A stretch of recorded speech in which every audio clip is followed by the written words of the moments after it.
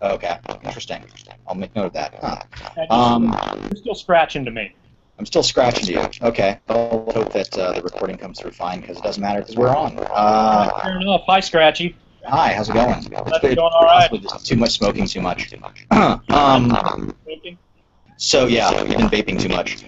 So hi folks. Shu and I just finished one conversation, and as we were, that was kind of straight away near the end there. We decided that actually, and then of course once we cut off, we decided that we would come back on because another topic kind of crept in there that we instantly started kind of gabbing about. So why not fucking record it, right? Well done. So many years ago, way back in my youth. As an aside, what else are we going to do on Mother's Day? Exactly. Yeah. Right. Hi, Mom. Happy Mother's Day.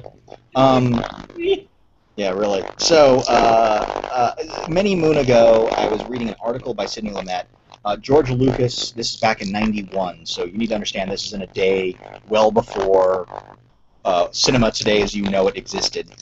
George Lucas discussed how in the future everything would be shot on a green screen, everything would be processed through a computer, there would never be a need for sets or for shooting on locations, etc., etc., etc.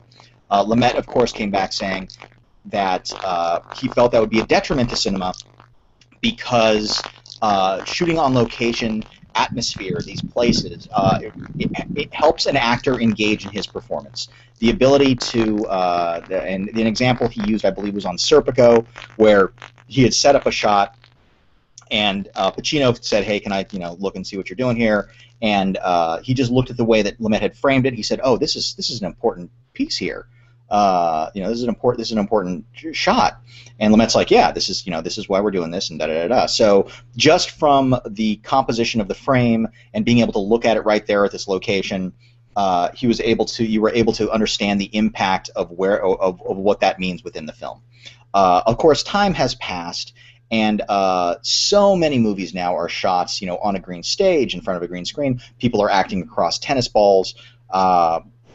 Better or worse, I guess, is where we're going to start this conversation. So, Shu, you kind of had mentioned the pluses and minuses of this whole situation. So why don't you go ahead and get into that?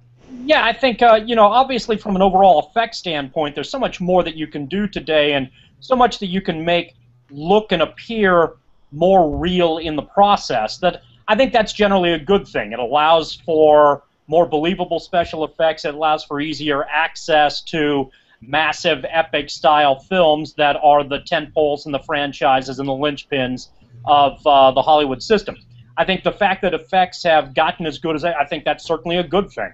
There are a variety of movies that we have seen where effects continually get better as things go along, and in this regard, I think we're very close to a point where what we see on screen is very believable, and it's easier to suspend our disbelief into some stuff as opposed to even 10 years ago where you would look at a massive setup scene and you say, oh, that's obviously CGI, I have now been taken out of this film. Right. And then it takes you about 10 minutes to get back into it. But one of the areas that I think Lumet was talking about was specifically related to acting. The actor, yeah. And how actors would be directly, the quality of acting would be directly affected by this phenomena. Because the problem is, as you noted, Santo, you're acting across tennis balls. You're acting to a green screen. You're not acting against something that you see, whether it was a guy in a suit or a guy holding a big giant ape hand that you were supposed to believe was King Kong. Off screen, at least there was something tangible that you could grab onto. Lumet's argument ultimately was the acting was going to suffer because now you can't tangibly see what's across from you. You sort of have to imagine it and guess. I think he was not entirely accurate in this regard. I think actors have done a perfectly reasonable job adapting to the technology. I think where cinema has hurt is in scene choreography, in actually setting up large, epic shots. Because now most of this can be done on a huge soundstage with a bunch of green screen behind it, where a lot of stuff can be filled in later, or on some studio set where the same sort of dynamic is in place, but what you have is so much of an opportunity that you can ultimately fix in post, that you can fix with the effects later, that you don't need to go to the trouble that you ultimately did before. I think there's a good and a bad here. I think it really has, in a weird way, limited, unique choreography opportunities and a feeling of almost improvisation in that choreography.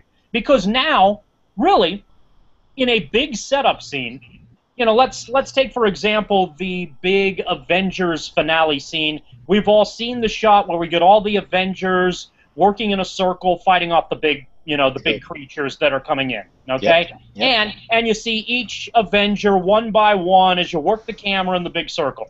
Here's basically what you had to have for that shot. You had to have the actors in a circle and a spinny cam. That's Right. it. Right. So you could get the actors in a circle looking up and pretending to fire, or, you know, acting like there was something monstrous coming at them. And as long as spinny cam spun, you were in pretty good shape. You can fill everything else later, and that's basically your scene. Right. Okay. It's certainly efficient, but I now look back at what David Lean did in the 50s Mm-hmm. and in the 60s, and what Griffith did 100 years ago. Sure. And the massive setup sequences in the epics that were made in the 70s, and the Rambo films in the 80s, and even the smaller John Woo films from the late 80s and early 90s. Sure. So you could do this on a smaller budget, you could do this on an immense budget. But the amount of choreography that had to go into these shots and these sequences meant that it had to be just right. And if it wasn't just right, you could actually see it on camera, which you didn't want to have happen. Naturally, you want it to be perfect along the way, but it created this impromptu sense of accomplishment and a feeling of, I think, a much more tangible reality than what a lot of this has ultimately created. Right. So I think Lumet his instincts were right, that he recognized that there was going to be a deficiency as a result of new technology. But the deficiency that he foresaw, I think, was a little bit off, and ironically, it wasn't the acting aspect of it, but the directing aspect of it that ultimately got hindered as a result. And that's the area where I feel like, you know, the great choreographed action sequence, the massively epic, incredibly involved, huge extras crossing through the desert shot, doesn't need to exist anymore. And I kind of wish it did.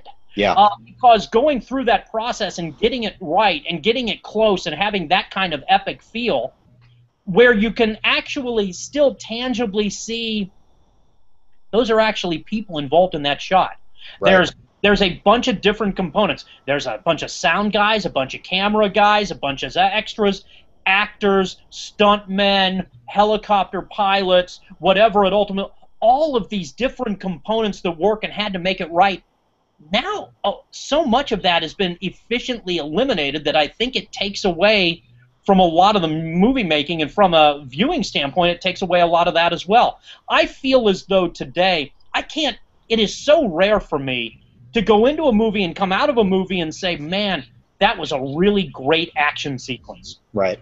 And I think a lot of the Asian martial arts films still have that to some degree, the Tony Jaa films, and certainly the guy who does the Raid films. I was going to say, yeah, the most recent Raid movie shows is all physical filmmaking and just beautifully done at times. And doesn't it feel tangible? Doesn't it feel like you're alive? Yeah. Almost when you're watching that, it's so unique and so powerful at the same time. And again, in fairness, in his era, there was really only one John Woo, too. Sure. So 20 years before that, there was only one Sam Peckinpah. Right. You know, and even though Peckinpah wasn't an action director, Peckinpah made incredible action sequences. Yes. He had a remarkable eye for choreography that I think is lost today. I think a lot of action scenes specifically, even the big, larger, immense action scenes, two things happen. You have really close-up jiggle camera here. I'll do my effect here. This is an action scene, okay? Santo, you and I are fighting each other right now. Here we go. Oh, quick cut, fight. You can't. It's supposed to be quick and crazy, but you can't actually tell what's going on. Right. Okay? So there's zero choreography in any of that. And then you have green screen, stick big monster here. Actor looks up at big monster, and CGI does the rest and moves it around. And that's your scene. It's kind of like, all right. I mean, it's great. You got a big cityscape. Yeah, you got big flow. I suspect Godzilla's going to look really cool. Okay, but I'm still wondering how much of the original immense setup is going to ultimately be there. Maybe Godzilla's a bad example here because naturally you can't create a 300-foot monster trampling around. You don't have that in the back of your set. Sure. So maybe they do a nice job of that. But a lot of this still remains. Let's use Pacific Rim as an example. Pacific Rim cheated us because everything was in the dark and everything was in rain. Yep. So it covered or in the bottom of the ocean where you had no sense of scale. Right. Absolutely, and so it didn't set up a big shot at all, and it didn't have particularly good effects. It cheated on the effects front too. It's kind of like, okay, I got nothing out of that.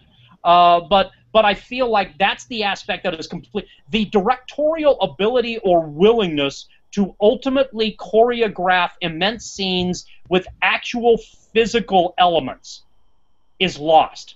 And yeah. that's the part that really disappoints me. I mean, you have some occasional quick racing kind of in the Fast and the Furious movies and some of these other films, but none of them feel like Hal Needham. Sure. None of them feel like Gone in 60 Seconds guy. The H.B. Halicki. We talked about him a couple weeks ago. Not H.B. Halicki. Great chase guy, great car chase guy, French Connection car chase guy. Oh, William Friedkin. Friedkin, exactly. Or the car chase scene from Ronin. Sure. None of it feels that way. And even when you have an opportunity where cars can crash into each other, so much of it is done so fast now that you almost lose the impact of what's going on with these stunt drivers doing their thing. So all of the behind the scenes kind of artistic components that to me were cool, fresh, and made me feel like, wow, that's pretty badass that you could put that together, is something that to me lacks in cinema significantly today. And I get the safety aspect of it, but I don't think, for instance, if they ever remake Road Warrior, and inevitably they will remake Road Warrior. Well, we do have the new Road Warrior film, Fury Road, coming out next year. Okay. Do you think that the new Road Warrior film, Fury Road, is going to have anywhere near the raw intensity of car chase action that the Road Warrior had? Well, I'll tell you what. I'm going to say yes, with a caveat, which is it is still being made. It is written and directed by George Miller, who made all three of the other films. And I believe that Miller probably understands the same way that people like Spielberg and even Scorsese, who you never notice Scorsese's CGI because for the most part it's so naturally woven into the story. But I think Miller knows that the mix of practical and CGI needs to work together. So I'm hoping, and again, and being so close to the Road Warrior movies and loving them so much, that being my trilogy, I really hope that he does do that. I mean, I can see it going the other route where it's just horrible because of the CGI overload. But I do believe that he actually is using a lot of real car chase stuff. I think he actually is. There is going to be that certain kind of visceral impact feeling because he's going to be doing a lot of practical stunt work. Okay, and I hope that happens. I hope a lot of practical. And again, I may be just saying this because this is all my fingers crossed. Okay, fair enough. And I hope that that's the case, and I hope they recognize that as well, and it keeps the feel. Okay, I think that is it's certainly possible to weave the two together. But let's use one of the more action-packed franchises of the last 10 years, the Fast and the Furious franchise. Okay, sure. One of the things that jumped out to me as being very impressive in the first Fast and Furious, which was clearly the lowest budget of them all. Yeah. Was the car stuff. Yeah. that they actually went through the process of creating car chase sequences, car stunt sequences, and they came off very well. The shots were a little bit longer. They were shot from different angles. They were performed nicely together, and it looked surprisingly competent. Mm-hmm. That was the part of that film that really jumped out at me. It was directed pretty well, and those sequences looked competent, and I think there wasn't a whole hell of a lot, if any, CGI involved in those. Fast forward to the last versions of it that were much more massive in scale, much more expensive. And even though you're sort of driving through the streets of Brazil, kind of here and there on some big scene, a lot of it was taken away from because there were things that were just so beyond the realm of possibility, right, that you had to get out of and say, okay. You know, there were clearly other ways that a lot of that stuff was ultimately done that kind of felt like it was cheating. Sure. And I think there's still a portion of cheating that I can feel and see. And in an action scene, I feel like a lot, and I guess a lot of this is naturally action-based. When I talk about choreography, I think I'm talking about choreography in some sort of action component, but you can weave that through to war scenes, Sure. David Lean shots, directors who are known for that sort of over-the-top component that you just can't imagine with the technology available is even going to be around today. And I feel like I really miss that aspect of filmmaking because it's not so much being in the movie, oddly enough, but it to me is, holy crap, that's art. Right. The way that they were able to put that together and edit it and cut it and present it is a thing of absolute beauty. And while I come out today remarkably impressed with what can be done effectively with the special effects people and effectively from CGI, I feel as though more often than not the director himself or herself doesn't put together, doesn't compose those epic or smaller-based action scenes. They're just not as humanly choreographed as they were before, and I feel disappointed about that. You know what? I agree with you almost 100%. Now, I think another great example actually today of somebody working a lot in the CGI realm with his most recent film that understood how to frame, how to choreograph, how to put a sequence together is Alfonso Cuarón's Gravity. You know, I mean, you can slapdash the script or do whatever else you is, but the action sequences, those sequences of survival and stuff like that, are beautifully put together. And again, all CGI. You know, even so, I mean, you know, almost at times even every single element was CGI. No, there would be no real piece of reality in it. One thing you said though that of course is it's a great kind of industry joke kind of shtick is we'll fix it in post. Right. And that's something that has always kind of, you know, been the, you know, we got the shot, don't worry, we can fix it in post. Right. Now it's like post-production itself includes all of the CGI stuff. All of that is below the line post-production portion of it. And part of me feels like a lot of it is, don't worry, we'll make it in post, right?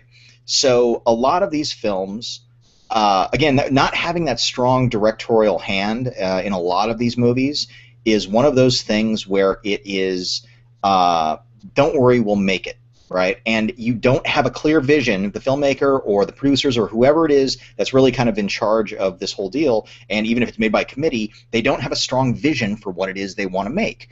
And so with something like, you know, and so what you can do, what happens is, and this is nothing against CGI. As a matter of fact, here's where I really feel bad for all of these CGI companies who are going under, because they contract, you know, they put in bids for the film, right? Just like any piece of construction, they put in bids. You got to put in the lowest bid if you want to make the movie, and you're given the specs and everything else of what they want to do. But then the film with no vision gets to them, and the director keeps wanting to change things. The producers keep wanting to change things. No, we don't like this, so do that. All of a sudden, what they were contracted for goes beyond the contract, but they have to deliver this thing within a certain amount of time, and so now they're putting more people on to rebuild. You know, it's almost like having people go and rebuild entire sets, right? They've got to re-put this stuff together. They've got to deliver what the director wants, and without that lack of vision, you're continually changing things. You're continually bringing in more people and having to pay more people to work on stuff that wasn't in kind of the original deal.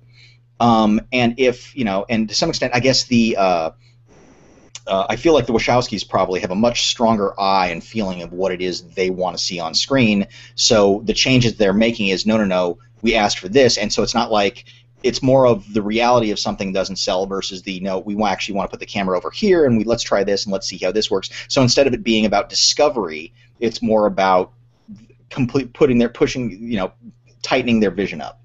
And yeah, and I feel like probably Mark Webb and a lot of these people, and again, it may not even be Mark Webb's fault on Spider-Man as much as the producers or whoever it is that's making this, because it's just they don't know how the scene should look. They don't know how this piece should go together, and that's where that lack of choreography comes from. And when you are given a paint box with endless amounts of color and endless amounts of angles and endless amounts of, the train set is improbably huge, that you are not having a limit is your greatest limitation. Not being able to say, this is what you've got, this is what we can do, create within this frame. Because that option is no longer an option, it befuddles a lot of people. I think it's that lack of vision, that lack of structure, and that lack of idea that really kind of makes these things falter. Now, I had mentioned to you, I brought up with you James Cameron before we started shooting, right. And Avatar. Now, would you feel? Now, again, neither of us think Avatar is a great movie, but on a technical level, do you feel that it falls within the composed shots, the choreography? Does it do what you feel a lot of films lack in that way? Yeah, I think it did succeed in that in that regard. It's hard to argue, and it's really an interesting.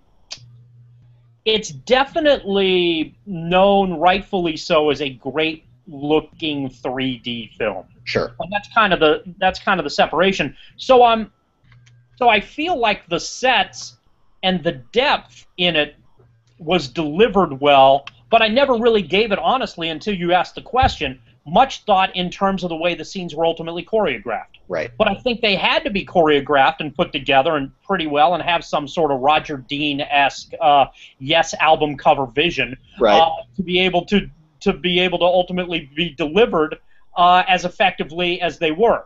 I also, for the record, whatever record that happens to be, maybe it's Fragile by Yes, believe that story-wise, it's an atrocity. Mm-hmm. I think it's a horrible film from an overall story standpoint, but from a visual standpoint, it's an excellent accomplishment. It looks great. So yeah, he had to have had, and that's always something that Cameron's had an ability to do. Yeah, and Cameron has. I think there's a clear consistency, even from the time when he set up shots very well in the Terminator movies, sure, where he utilized CGI effects from Titanic and beyond, where he has done an excellent job transitioning from one medium to another. He's done it very well. His movies generally look. You don't come out of a James Cameron film generally thinking, my God, that looked like a piece of shit. Right. You might come out of it saying, my God, that story was absolutely wretched and hideous. But, I didn't want to be banged over the head by some ridiculous environmental message along the way or whatever, absurd, sledgehammer point he was trying to get across. But in terms of visuals, Cameron, I think, has been extremely effective over a variety of mediums. Sure, and I think, and I bring that up because Cameron is not only kind of on the forefront of the technology, but he's also inventing technology along the way. And right. What he did with Avatar that is very different from a lot of what these films have done. Instead of, yes, he shoots in front of a green screen, and much like, but unlike Lucas, he had a program built that is basically kind of a pre-viz shot. So what could happen is he could have his actors in the shot. When that shot is done, the shot processes and it shows visually what it's going to look like, kind of a very rough sketch, much more cartoony and not what you see finally on screen. But at least he could understand how the shot is composed, when all of the elements are in there, what the shot is finally going to look like. So it's almost much more like shooting on location within the computer, if that makes sense. Okay. So unlike the guys who shoot something on a green screen straight and then it's just sent off and we're like, okay, great, now put everything in and let's see how that looks. Nope, this doesn't look right, so let's do this, let's do that. When he would actually call cut on a shot, he would have the shot. You know, he would have not exactly what it would look like, but it was like, this is how this is going to be composed. This is how this is how the actors interact with the CGI and how things fall into place and everything else like that. So it allows him to understand what it's going to be, so he can get what it is that he wants while shooting, and have a much deeper understanding of how the entire piece will come together by the end of it. And that, to me, I find really fascinating. I wish that was somehow, I don't know how expensive it is to do something like that, but I feel like that's something that needs to be implemented more, because right now they'll build like pre-visual sequences of action sequences, and then they'll go yes, no, maybe, and then once they get it built completely, they'll go, oh, never mind, that isn't going to work at all. His form of doing it is much more kind of awkwardly bringing the computer out into the real world versus taking everything in and then fixing it on the run.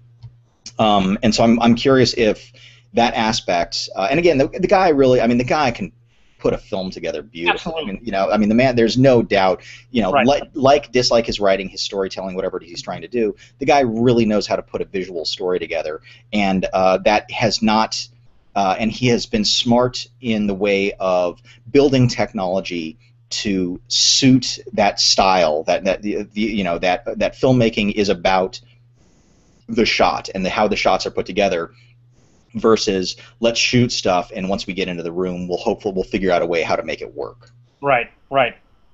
And I think in that regard, from a larger budget standpoint, I think you can favorably argue that he's the best at doing that. Yeah. Oh, agreed. You know, whereas on a smaller scale, maybe John Woo is the best at, you stick a guy in a warehouse and you give him the right props, who's going to be able to deliver the best looking scene? Maybe it's John Woo. Sure. You give me anything you want on a grander scale, who's going to be able to deliver the coolest looking scene? Maybe that's James Cameron. Sure. You know, you give me a guy who can shoot in an elevator. You know, who's going to be that guy? Maybe it's the guy who does the raid. You know, right. there are different levels of that ability to you know, pull things off. Who's going to be able to do the best car chase? Who's going to be able? And we could probably come up with you know, names in that regard, and a lot of these other guys just sort. But I feel for the most part, what's happened, and one of the big jokes in Hollywood as well, especially in the '80s, when you got this sort of mountain peak time frame where everybody wanted to top everybody, and the way things looked and came across, and the money that was involved.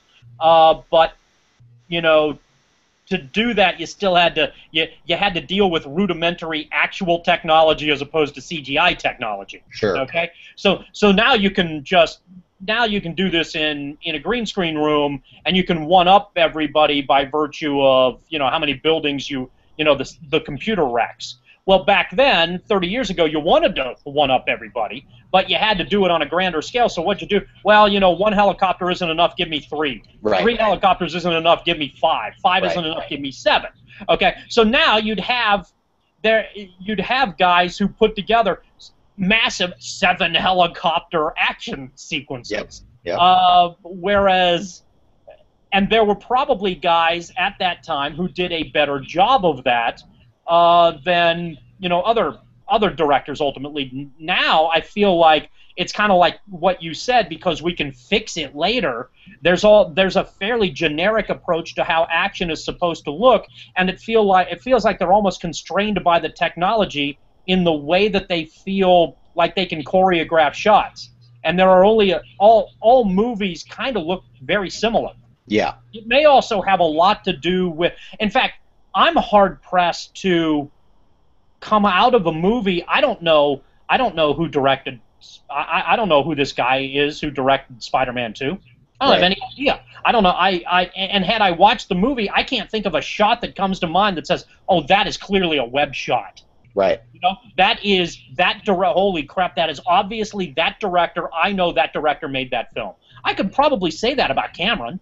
I could probably, you know, and there are a few directors who would ultimately come to mind. I could say, yeah, that's the type of shot that such and such would ultimately make, or that was clearly its fault. Obviously, John Woo is so unique in his filmmaking that there are certain shots, many of which have been mocked and ridiculed, in jest certainly, and you know they've been made fun of as well. But he was at the time one of those guys who you could go in and not know who directed the film, and 20 minutes into the film know exactly who directed the film.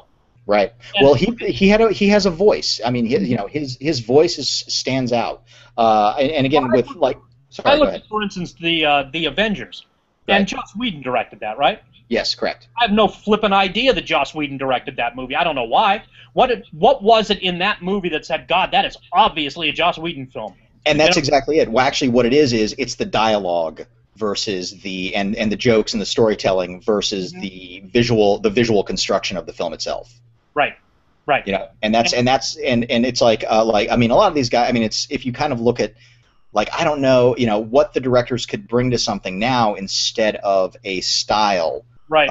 Is much more of a their sense of humor or how their touch, their light touch of how actors work with each other within a scene seems to be much more kind of the preference than the auteurs of yesteryear. It's interesting that nobody wants to be a Scorsese or a Spielberg or they're not trying to find that visual voice. They're much more in tune with trying to find a literal sound voice, of how people deliver lines, of how things are constructed that way. Or it almost looks like they want to be beholden to how the franchise, and a lot of this is, we're talking about a franchise based. Sure. A lot of it seems to be beholden to the let's say comic book art. Right. That and which I guess is okay. I suppose Christopher Nolan does an excellent job. Yes, and Nolan is a person who definitely has his own visual style and delivers a visual voice. I think Nolan is a guy who could come out of his movies and say, that you'd come out of a Nolan movie and say, yeah, that was probably one of his. Yeah. I think he's very adept at that sort of thing. But I don't know that there are that many of those guys who still function because it feels like they're, like you said with the paint pot, they're trapped by their unlimitations. Yep. And as a result, ultimately, more often than not, everything kind of looks the same. I don't know that, you've seen Captain America. I haven't. I don't know who directed Captain America and suspect that he could have just as easily directed Spider-Man. And Sure. that the Spider-Man guy just as easily could have directed the Captain America film. And the X-Men film that comes out a little bit later, either of those two ultimately, could have done that as well. It feels like it's become there isn't a signature anything about what they ultimately bring across that I feel like brings any sort of unique component. I think you're right. And I guess there's nothing wrong with focusing on on dialogue and a character and story development. Sure. No, I mean if we want to look at kind of the career of Howard Hawks, that was a man who was to some extent his style was devoid of style.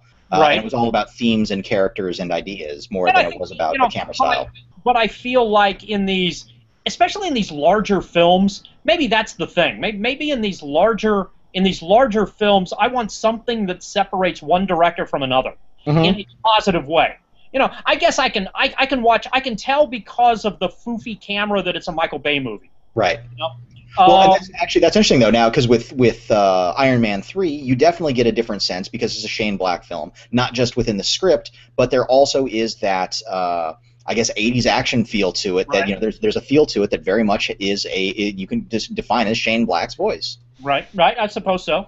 I just feel like more often than not that voice doesn't exist, and maybe it's always been that way, Right. But I feel like in a way beyond that, the part that frustrates me is I feel like no movies are choreographed anymore, sure. or that the choreography, the resourcefulness necessary to set up an immense action scene, a legitimate old style action scene, an epic scene with actual moving parts, right, just isn't part of the equation anymore, and therefore, and maybe I'm just inaccurate here, but it lacks resourcefulness as a result because so much can be fixed by computers. That if your big action scene is 5 people in a circle and spinny cam, I don't come out of that thinking, wow, that is going to be one of the greatest action scenes I've ever seen in the history of action scenes for a movie that cost $200 million to make. Sure. And that's and I feel like when you put that kind of budget in it, I want to get something unique, something choreographed, something special out of it. Whereas I'll give you some examples, okay? In the after, and I think it was Platoon. After Platoon, there was this rash of war movies that every director wanted to make, and all they were big dick films. Every director went in. I am convinced every major director in Hollywood went into these films with the thought that they were going to have a more intense action scene than the director before them, and they were going to show that their dick was better than all the was bigger than all the directors that came through. It was all macho bullshit. Now, some of these movies were really good, but this war movement, every director had one of these war films.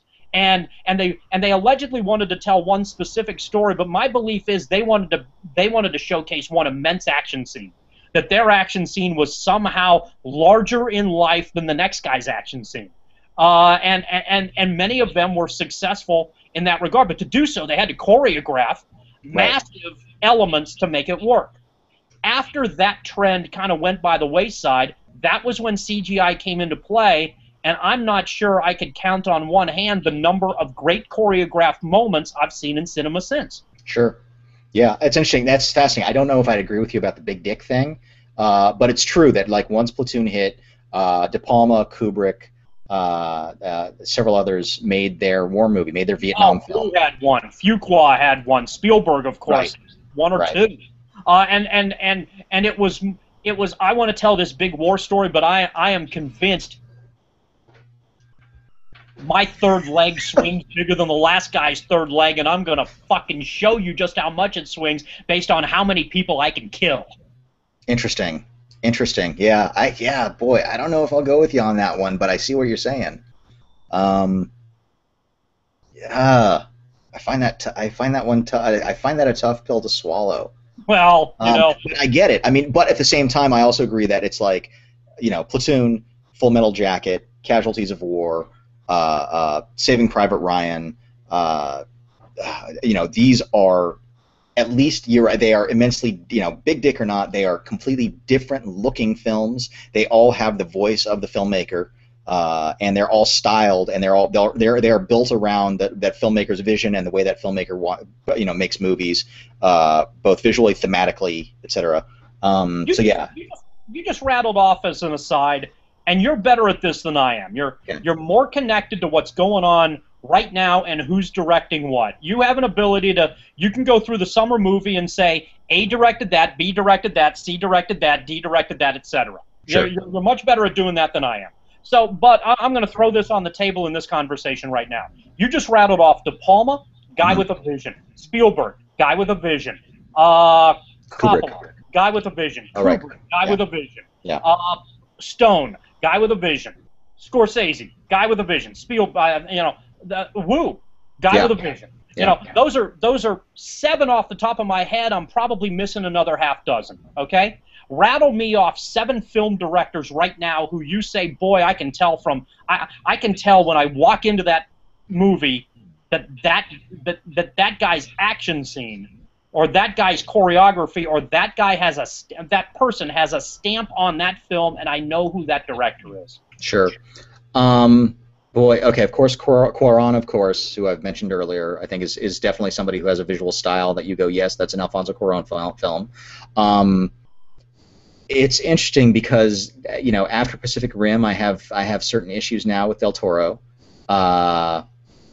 Boy, that's, other than the big, I'm trying to think of like any big heavy hitters today that we would call, and again, I don't want to put the auteur theory as the thing, but directors with a voice that go into the filmmaking process, not just the writing style or the thematic style. I guess Greengrass, for good or for bad. Greengrass, you're right. Greengrass actually is. And I'm not a big fan of a lot of the way his stuff looks, but now Yeah, I was going to say, and Captain Phillips actually he pulls back on that style a little bit. And I think it was Right. definitely to his benefit, and it's an excellent film. God, I'm trying to think of other stuff that it's man, it's a tough call. I'm very curious. Duncan Jones, who gave us Moon and Source Code, uh, I find really interesting and really good. And again, after two movies, I don't feel that that's enough to decide what his style is or what his point of view is. But I think he's a person that has one, and we'll see we'll see what comes of that. Uh, but yeah, okay, this is weird because he does have a style. Michael Bay, of course. I think Yeah. that's an easy one to throw out there. Mm-hmm. Ridley Scott, who But Ridley Scott's been around for 30 years. I agree. Yeah, you're right. So he's definitely more. You're right. So he's of that older generation. Yeah, which is, you can say the same thing about Oliver Stone, but Oliver Stone's been Sure. around for 30 years. Sure. Yeah. Very true. Very true. Okay. So more of kind of the newer school, and again, Michael Bay is kind of riding that weird line. Right, right. But I consider Bay new enough. Yes. Yeah. No, that's very fair. He And wasn't. I He would, wasn't.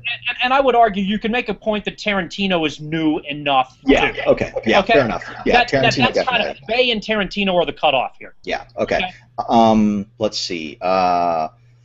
I mean, unfortunately, of like the big franchise stuff, it's a really tough call to say who's going to make what and what's going to be good. I mean, again, with our earlier discussion of comedy, I don't know if that counts as much because, again, that's much more about the delivery of jokes and humor than it is about, than it is about the actual camera work per se.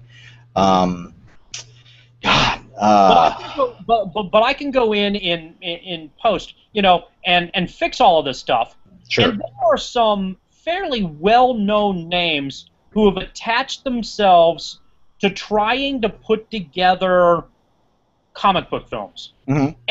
And let's be fair, in the realm of action, the only outside of the Luc Besson stuff, the Liam Neeson, Jason Statham stuff, Sure. for the most part, the action scene is only reserved for franchise tentpole films. Sure. Okay? That being said, I don't know that if I saw any of the Avengers canon, whether I looked at it and said, oh, that movie is definitely directed by X, Mm-hmm. that movie is definitely directed by Y, or that they ultimately just sort of blend together to me, Sure. and in the end, I fall back to technology available and an unwillingness or lack of desire or feel that it's not necessary to set up and choreograph the way that you once had to provide yourself with some sort of distinct component. Sure. Sorry, just a couple other quick. Now, J.J. Abrams, for better or worse, you have to say the guy has a style. He does. I don't know what his style is. Lens flares. Nicholas Winding Refn, who directed Drive. I mean, there's a man with definitely a style. I mean, there's a man who has a certain storytelling technique, but you can also see his almost hallucinatory acid trip at times, kind of journey into stuff. God, I mean, I would hate to say that Emmerich has a style, but in a weird way he does. But it's only really just about the way he blows shit up versus Right. it's about the scope of something versus the actual versus the way he composes films. Right. On an art house level, I think you've got Chris Maki and all these other kind of filmmakers today. I think you can see what their movies are. You can understand who they are through their movies. But as far as the big budget stuff, and again, part of it could also be is that Marvel needs to have a cohesive universe. Marvel needs to have something that theoretically you can watch all of it together and say, yes, this is one giant thing, which is weird considering amongst the comic books, and again, though, this is after decades of them being established, that they will put Spider-Man into 4 different writers' hands and 4 different artists' hands, Right. and you will get something completely different. See, I don't buy that. I think that I don't feel as though it's Marvel that's making these movies look as generic as they are, for better or for worse. I feel as though it's the decision to direct and utilize the effects that they have available that is making these movies as generic as they ultimately are. I think if there was, there are some directors out there who, I think it would be really interesting to see their take on a Marvel film, and I wouldn't feel like it completely made me detached from the rest of the universe. Sure. If, yeah. And actually, sorry, a very good point on that one. Actually, someone who does definitely have a very distinct voice and a distinct style is, oh Lord, why am I Edgar Wright? Thank you, who gave us, Hot Fuzz and Shaun of the Dead and End of the World, and of course is doing a Marvel film, Ant-Man, which is going to be the first of the third cycle of Marvel films.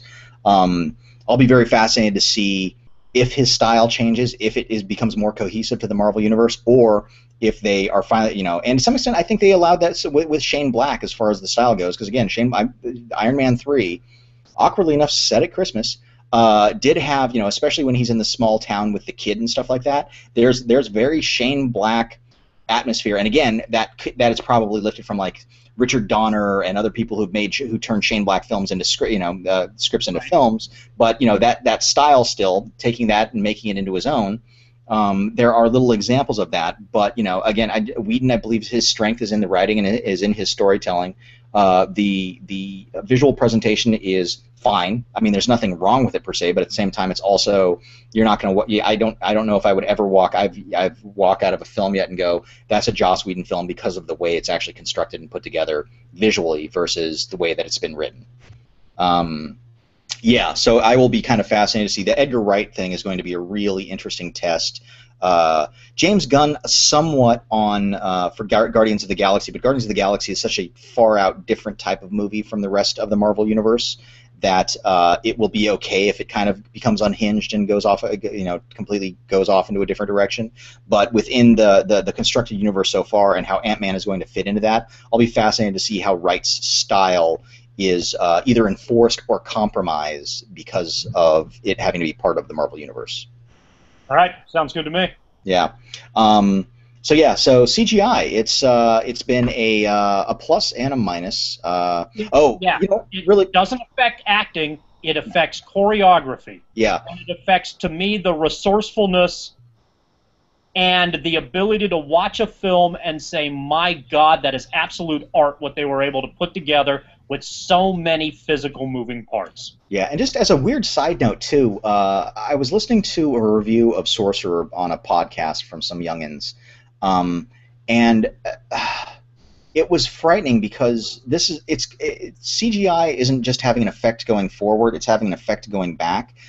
Due to a lack of understanding of cinematic history. They were discussing the bridge sequence from Sorcerer. Okay. And somebody said, I don't think there was any, or if there was, very little CGI used in that.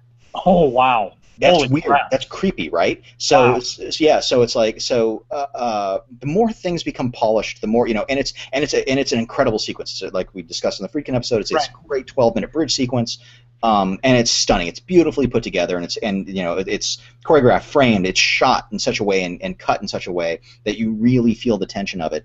And it's like what they do. They didn't they didn't remove wires from it. They didn't do anything from it. It was all real, and it's all very visceral. And even if the camera shakes, somebody else at work was discussing, and it's like Lawrence of Arabia, and how they thought Lawrence of Arabia kind of was weak. Because during tracking shots, you might see the camera jiggle a little, right? This idea that something being human, something feeling tangible and real and actually shot at that moment on that time is weaker than a computer-generated tracking shot because it's perfectly smooth. Interesting. That's really frightening to me. It's almost this weird Steve Jobs effect where it's like, okay, you can build this perfect little iPod and look at the curves and look at the design and oh, isn't it nice? Yes, it's great and it looks beautiful, but at the same time, and there's the construction of it. There's the mind and the construction, the human interaction with it, and everything else like that. That's great. But I worry about a world where it's like everything has to be curved properly, everything has to be smooth and clean and work in a certain way because. What makes films great, what really makes some of the old films great, Star Wars, all of it, is the tangibility, is the human tactileness of all of it. And films that have a bit of camera jiggle that remind you that this is happening. This is being caught now, which in a weird way it's what the found footage films are like because of all the handheld stuff. It gives you that feeling of yes, this is something that is happening at this moment, and you can actually, and people, anything could have gone wrong. And it's not called sloppiness. It's almost yeah, and that's weird because it's almost lacking appreciation of what had to go into that. Yeah, exactly, and it's a lot more difficult than what's available now, and so you're criticizing something that was significantly more difficult when you have so many more tools available to you to smooth those lines. Yep. But in the smoothing process, you don't appreciate what was accomplished. You take away the labor of it. You take away the passion. It seems staggering to me that someone couldn't. And I get that maybe you don't want to watch 3 hours of Lawrence of Arabia. Yeah, I mean, that is not an everyday movie, no. I think you ought to be stuck in jail if that's the case, if you consider yourself a movie fan. But you should at some point in your life watch Lawrence of Arabia and watch the epic nature of some of those scenes. Yeah. And watch, go back, and you're right, the imperfections are what make it as much as the almost near perfection. Yep. Pulls that off does. Yep. And I think a lot of that, the shot they aren't edited as rapidly.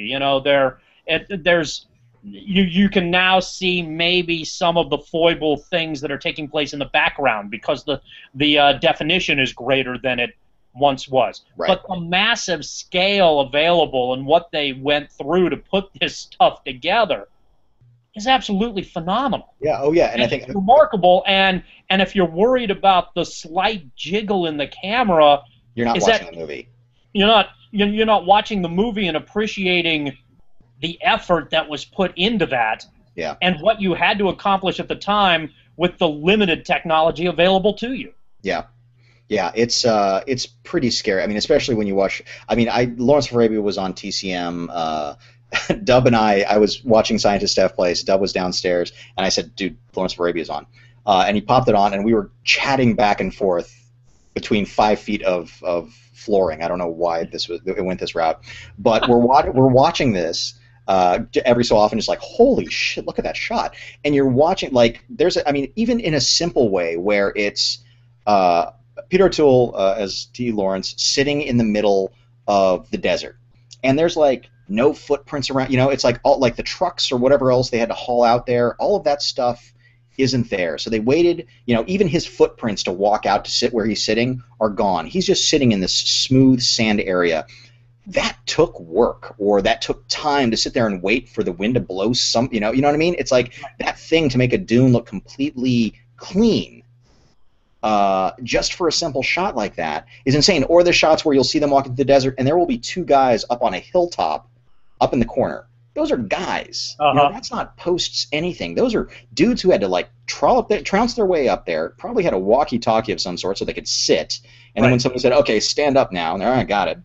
They don't have to do anything. They just stand there and, talk about the weather. But it's just that amount of work that would go into composing that thing, and the logistics of what type of people you're going to need, how many people you're going to need, the costume design, like the making sure you have enough of the proper clothing and the proper outfits, and moving horses to attack a city, and all of this stuff is it's like nowadays if you have that shot of him sitting in a plain desert, you go in and it wouldn't matter. You don't even need him in the fucking desert. Nope. But if you go out there and it's like, oh, we got to go in and we just Photoshop out these footprints and and you're done. Nobody appreciates that work that goes into it. There's a great shot in Dodeskadan, a Kurosawa film. And there's a bit where there's someplace, and of course it's shot in Russia, and they're up at this point in Russia where as the sun is rising, the moon is setting, and you get both in the sky at the same time. And knowing that is real is mind-blowing. Knowing that that's like a natural phenomenon that you're seeing caught on film feels so much more alive and awe-inspiring than any number of planets that you can CG into a piece of space now. Right. I'm with you, and again, that's the nature of technology as a whole. Okay, and I appreciate the effects guys today who have created computer programs that have suspended reality as well as they have. Oh, completely. They have their place. That's a phenomenal accomplishment, and the people who can put that together and have been successful at doing it, and the people who can frankly Photoshop out the footprints in the fake sand, that's fantastic. Yeah.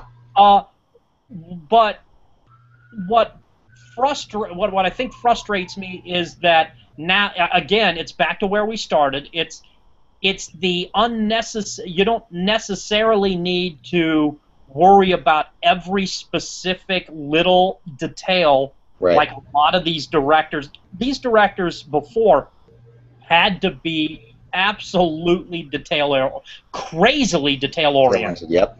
And it would be just remarkable to, I think, have been on one of those sets. Yeah. Or a David Lean set where you're trying to control 4,000 people. Yeah. And that's not even the director. Like his entire crew, everybody who's in charge of that little aspect of what it is they're trying to put on screen, like they had to be on top of their game, because that's what, especially with Lawrence of Arabia, that's one of those things where it's like, okay, the wind comes on too strong at one moment, or if they miss a shot because of the sun or something like that, they're fucked. You know, they've got to come back the next day, or whenever they can squeeze it in. Right. But yeah, that idea of being on your game and being ready to do something when it needs to be done, and hopefully getting that shot. And if you blow it, you got to come back, okay, but you got to be ready, you know. And a lot of that, the weird thing is, with all of the technological availabilities, movies still go over budget. Yep. And they don't have to. Yeah. That's one of those things. If you get it right, you don't have to. It should be easier to be on budget today than at any time in the history of this medium. Yeah.